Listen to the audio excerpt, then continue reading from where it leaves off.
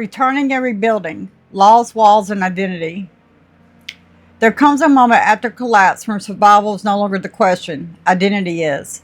When the people returned from exile, they did not come back to a kingdom.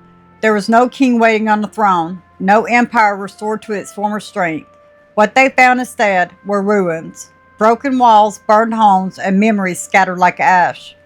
And yet, this is where rebuilding truly began. Anthropologists tells us when centralized power falls, communities either dissolve or they reorganize. In the biblical return, we see something rare, a society rebuilt, not around a monarch, but around shared law, shared memory, and shared responsibility. There was no king to save them, so the people saved each other. Law became the backbone of identity, not law as punishment, but law as agreement, an understanding of who they are and who they were and how they would live together. The reading of the law in the open square was not about control, it was about recognition. People wept not because they were condemned, but because they remembered who they were supposed to be. Walls came next. To modern ears, walls sound like fear, but in the past, boundaries are how traumatized communities survive.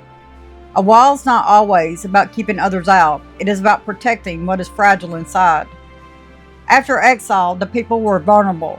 Their culture was thin, their numbers were few, and without boundaries, they would disappear completely. So they built, stone by stone, family by family, hand in hand, sword in one grip, trowel in the other. This was not a military thing, it was preservation. The walls defined space where language could survive, where customs could be practiced, and where children could learn stories without dilution or danger. Boundaries gave identity room to breathe.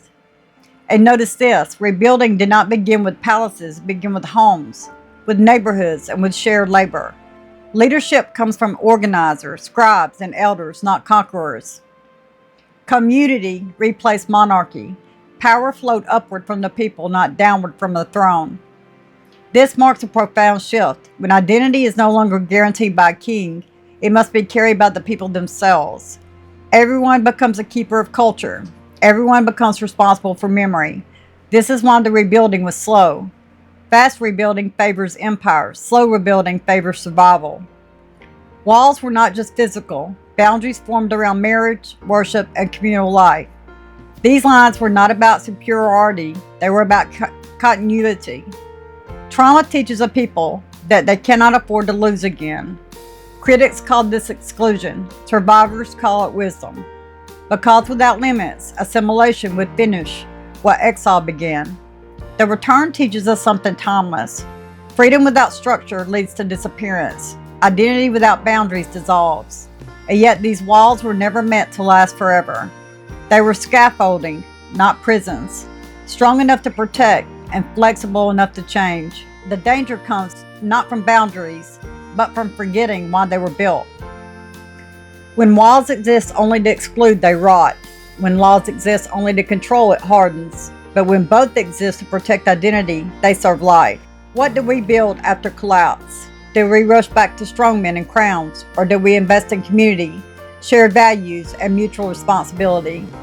Because long after kingdoms fall, it is communities with memory, boundaries, and shared purpose that endure. Rebuilding is not about restoring the past, it is about protecting the future.